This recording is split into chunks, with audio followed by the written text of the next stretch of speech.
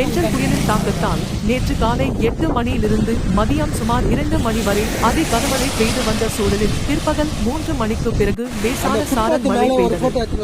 நேற்று பிற்பகல் நிலவரப்படி பெஞ்சல் புயல் சென்னைக்கு 130 கிராம் மீட்டர் தூரத்தில் மையம் கொண்டிருந்தது. அது 13 கிராம் மீட்டர் வேகத்தில் நகர்ந்து வருவதாக சென்னை வானிலை ஆய்வு மையம் தெரிவித்திருந்தது. மேலும் பெஞ்சல் புயல் இரவு பாய்ச்சிருக்கும் நடக்கும் என்று வானிலை ஆய்வு மையம் தெரிவித்திருந்தது. ஆனால் பிற்பகல் 3 மணி நிலவரப்படி மரக்காணம் அருகே நாளை காலை கரையை கடக்கும் என்று தெரிவிக்கப்பட்டுள்ளது. மேலும் பெஞ்சல் புயல் மற்றும் மழை காரணமாக சென்னை எழிலகத்தில் மாநில கட்டுப்பாட்டு அறை செயல்பட்டு வருகின்றது. அதனை தமிழக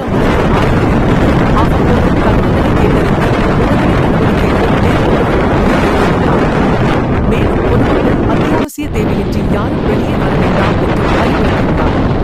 பெஞ்சல் புயலின் தாக்கம் காணத்தூர் ஈஞ்சம்பாக்கம் வெட்டிக்கேரி போன்ற பகுதிகளில் கடல் மிகவும் பதட்டத்திற்கு ஆளாகி மேலும் பாதுகாப்பு மற்றும் பாதுகாப்பான இடத்தில் மக்களை காப்பதற்காக ஆந்திராவில் இருந்து பேரிடர்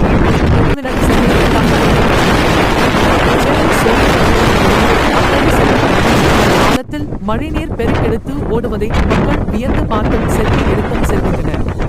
மேலும் மழை சற்று ஓய்ந்த காரணத்தால் ஈசிஆர் சாலை அக்கறையில் உள்ள ஓட்டலில் தேநீர் குடிப்பதற்கு மக்கள் கூட்டம் அலைமோதியது.